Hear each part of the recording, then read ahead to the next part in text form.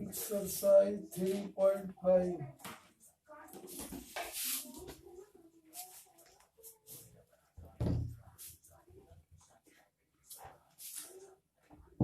in the following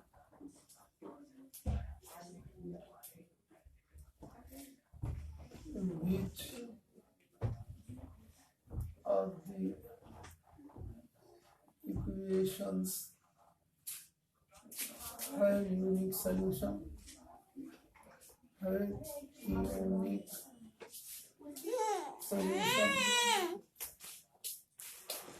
निम्नलिखित समीकरणों में से कौन से समीकरण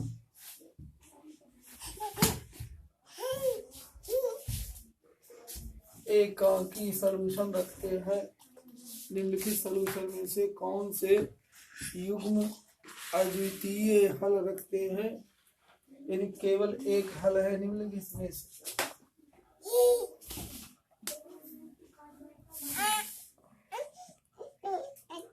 साल्वध्यम, इनको हल कीजिए।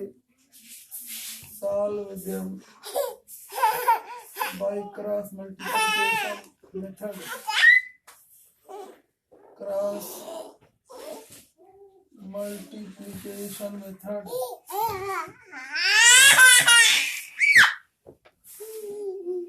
निम्नलिखित समीकरणों में से कौन से समीकरण एक अद्वितीय हल रखते हैं? अब जो अद्वितीय हल रखते हैं उनको हल कीजिए क्रॉस मल्टीप्लिकेशन विधि द्वारा, वज्र गुणन द्वारा। इक्वेशन सॉल्व करने के 3 तरीके हैं। पहले आपने पढ़ा विस्थापन विधि, प्रतिस्थापन विधि, प्रतिस्थापन विधि या सब्स्टिट्यूशन मेथड। Substitution method. दूसरा था विलोपन विधि। विलोपन विधि यानी एलिमिनेशन मेथड। एलिमिनेशन, ये 2 आप पढ़ चुके हैं। तीसरा है वज्र गुणन। वज्र गुणन या क्रॉस मल्टीप्लिकेशन। अब कह रहा है पहले क्वेश्चन का फर्स्ट पार्ट है 1x minus 3y minus 3 is equal to 0. X minus 3y minus 3 is equal to 0. Equation number first. 3x minus 9y. 3x minus 9y minus 2 is equal to 0. पहले आपको पता लगाना है कि क्या ये यूनिक सॉल्यूशन रखते हैं, क्या ये अद्वितीय हल रखते हैं। हमने देखा 3 प्रकार के हल, वो भी आपने देखा। Number 1, if a1/a2 is equal to b1/b2 is equal to c1/c2, then तब क्या होगा? दोनों इक्वेशन क्या होंगे? एक दूसरे को सुपर इम्पोज करेंगे यानी आइडेंटिकल होंगे। इनका अनियमित रूप से अनेक हल होगा। जैसे ये बताया गया था इस तरह से आए तो एक का मान ली इस तरह से आ गया, रेखा दूसरा खींचेंगे समीकरण तो इसी के ऊपर वो भी पड़ेगा इसे, यानी ये अनगिनत जगहों पर एक दूसरे को काटेंगे। इनका इनफाइनाइट हल होगा। तो ये इनका क्या होगा, अनेकों हल होंगे। दूसरा क्या है, if A1 upon A2 A1 upon A2 is equal to B1 upon B2 but not equal to C1 upon C2, तब दोनों क्या होगा, समांतर रेखाओं को प्रदर्शित करेंगे और उनका कोई हल नहीं होगा, क्योंकि समांतर रेखाएं एक दूसरे को कहीं नहीं काटती। No solution.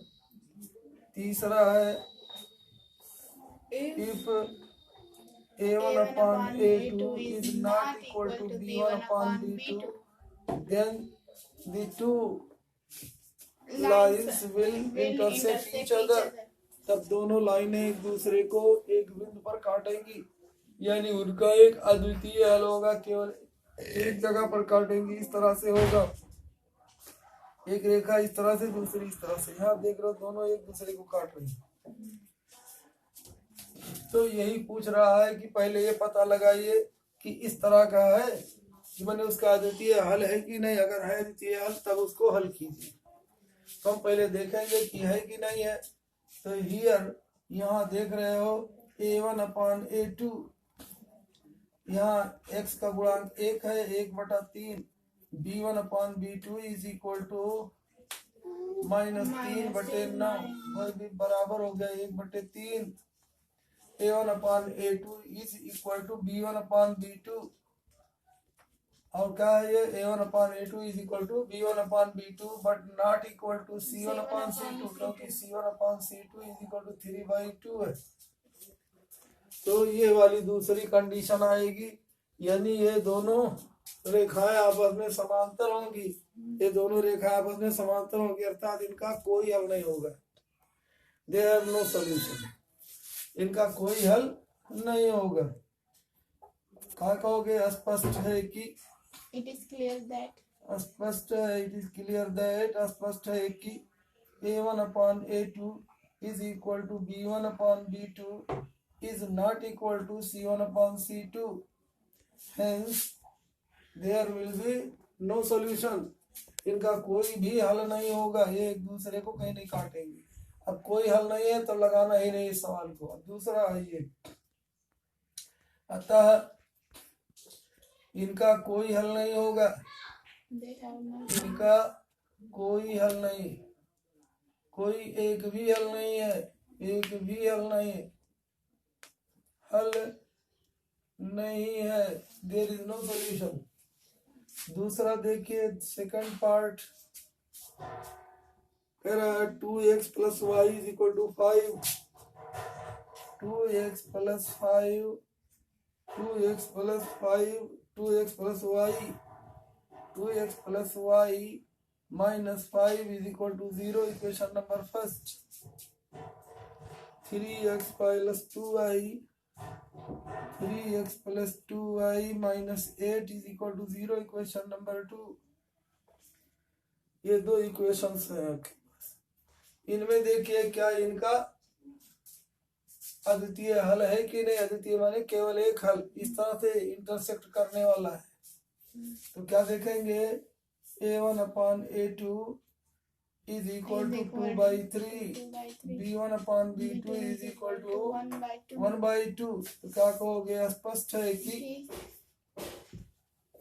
है कि A1 upon A2 is not equal to B1 upon B2, hence these equations have a unique solution, अतः इनका एक अद्वितीय हल होगा।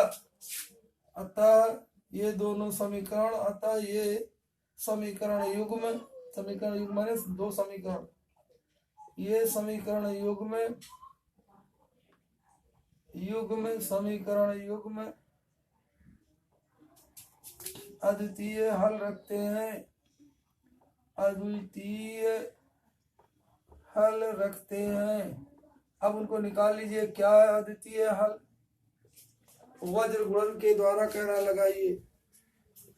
इन दोनों विधियों का उपयोग नहीं कर रहा, न तो प्रतिस्थापन विधि और न विलोपन विधि। कौन सी विधि, वज्र गुणन, क्रॉस मल्टीप्लिकेशन की विधि। क्या क्रॉस मल्टीप्लिकेशन की विधि है, इस पर आप निगाह रखिए, उंगली रखिए, इसे लिखिए x बटा फिर लिखेंगे बराबर y बटा, फिर लिखेंगे बराबर 1 बटा, इस तरह से। अब देखिए जब x बटा लिखेंगे तो x वाले को इसे ढक लीजिए, उसके बाद इसका गुणांक है 1 y वाला, 1 गुणे -8, 1 गुणे -8 हो गया -8, 5 का गुणा 2 में किए 5 दूनी 10, चिन्ह बदल दीजिए -10। अब y वाला जब देखना तो y को ढक लीजिए, इसके बाद यहाँ से शुरू किए, यहाँ से नहीं, -5 + 3 में गुणा हो गया -15, 5 × 15 -15, -8 का गुणा में -8 दूनी 16, चिन्ह बदल दीजिए +16 इज इक्वल टू, अब 1 लिखा तब इसको आप ढक लीजिए, यहाँ से आइए 2 गुणे 2, 2 दूनी 4, -3 कन्यम 3, यही हो गया बस। अब इसको हल कर लीजिए, कैसे हल करोगे देखो, x upon -18, x upon -18, -8 -10 -18 is equal to y upon 1 + 1, 16 - 15, 4 - 1 बराबर 1, चौका 1 बटा 1। अब इसमें बीच वाले को ढक लीजिए तो x बटा -18 इक्वल टू 1/1, तो बीच में क्रॉस मल्टीप्लिकेशन कीजिए, तिरछा गुणा, दो भिन्नों के बीच बराबर का चिन्ह तिरछा गुणा करना चाहिए, यानी x upon -18 is equal to 1/1 और x करने में x बराबर -18, एक ये हो गया x का मान। अब y का मान निकाल लीजिए, इसको ढक लीजिए, इधर देखिए y बटा 1 बराबर 1 बटा 1, तिरछा गुणा कीजिए, y करने में y इज इक्वल टू 1 करने में 1, x बराबर -8, y बराबर 1, यही एक हल उसका होगा। 2 या 3 या अनेकों हल नहीं होंगे, ये आंसर हो गया।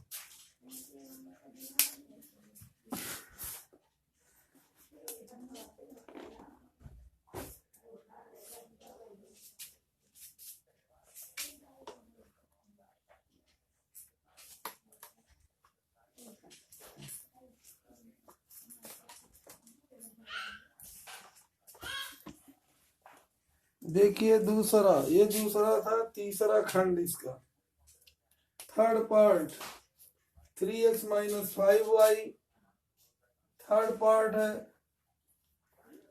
3x - 5y -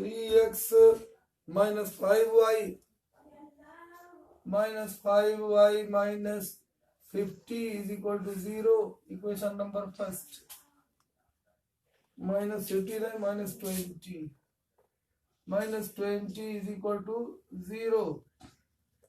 सेकेंड इक्वेशन है 6x - 10y, 6x - 10y -40 is equal to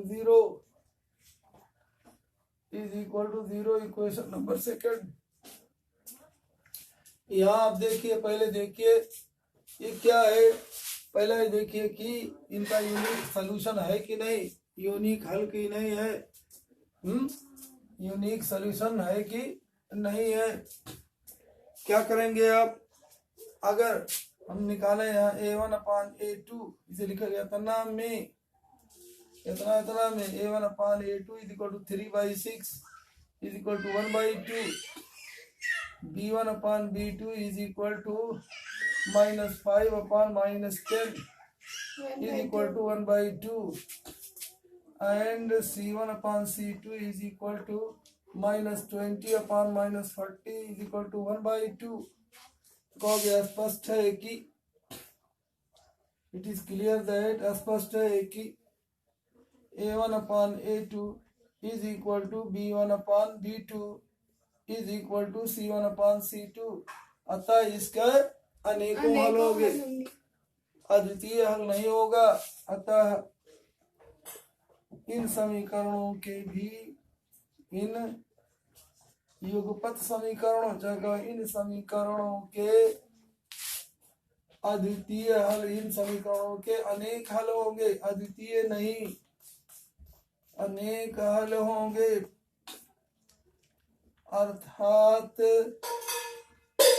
अद्वितीय हल नहीं होगा, एक अद्वितीय हल नहीं होगा, केवल एक अद्वितीय हल की एक हल हो।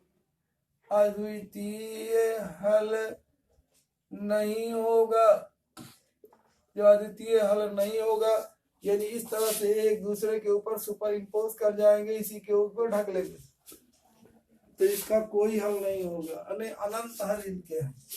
इस सवाल को आगे नहीं लगाना, यही छोड़ दीजिए। चौथा पोर्शन देखिए, x minus 3y minus 7 is equal to 0। x minus 3y minus 7 is equal to 0। Equation number first, 3x minus 3y, 3x minus 3y minus 15 is equal to 0।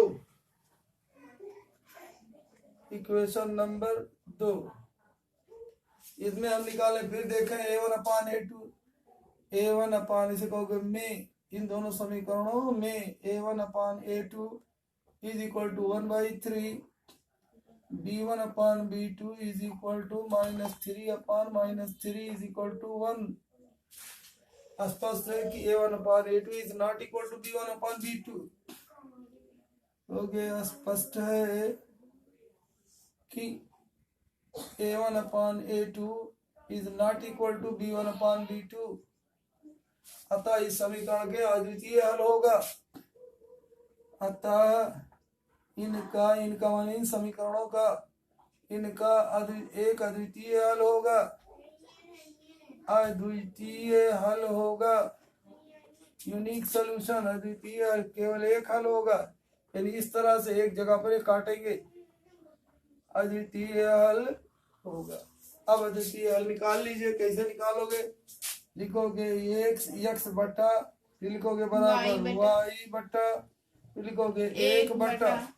इस तरह लिखने के बाद अब x को आप ढक लोगे। क्या लिखेंगे? इसको x वाले को ढक लीजिए। इधर देखिए, -3 का गुणा -15 में प्लस 45, फिर इसका गुणा इसमें 3 सते 21, प्लस 21 हो गया, चिन्ह बदलिए -21। अब इस y वाले को ढक लीजिए, यहां से शुरू कीजिए, -7, यहां से नहीं शुरू करोगे, -7 तिरके 21 -21, फिर इसका गुणा -15, चिन्ह बदलिए +15 इज इक्वल टू, अब इसको ढक लीजिए, यहाँ आइए, 1 तिहाई 3 -3, फिर 3 त्रिक का 9 -9, चिन्ह बदलिए +9।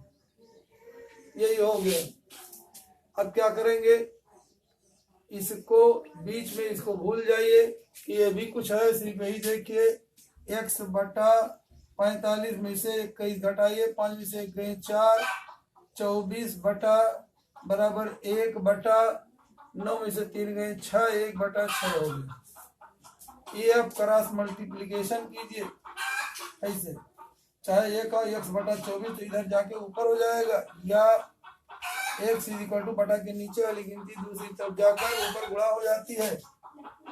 x बराबर 24, सेकंड में 24 बटा 6 बराबर 6 चौक 24, यानी x का मान 4 आ गया।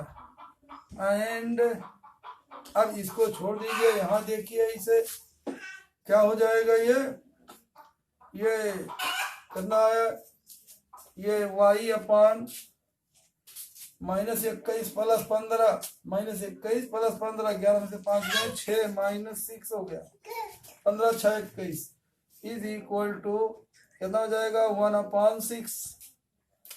और क्या कहोगे, y इज इक्वल टू, ये नीचे वाली गिनती ऊपर चली जाएगी, बराबर हो गया -6/6 बराबर -1।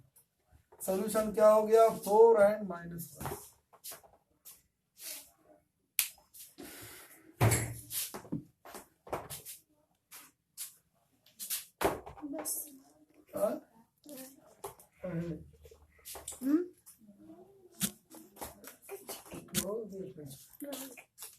चलिए।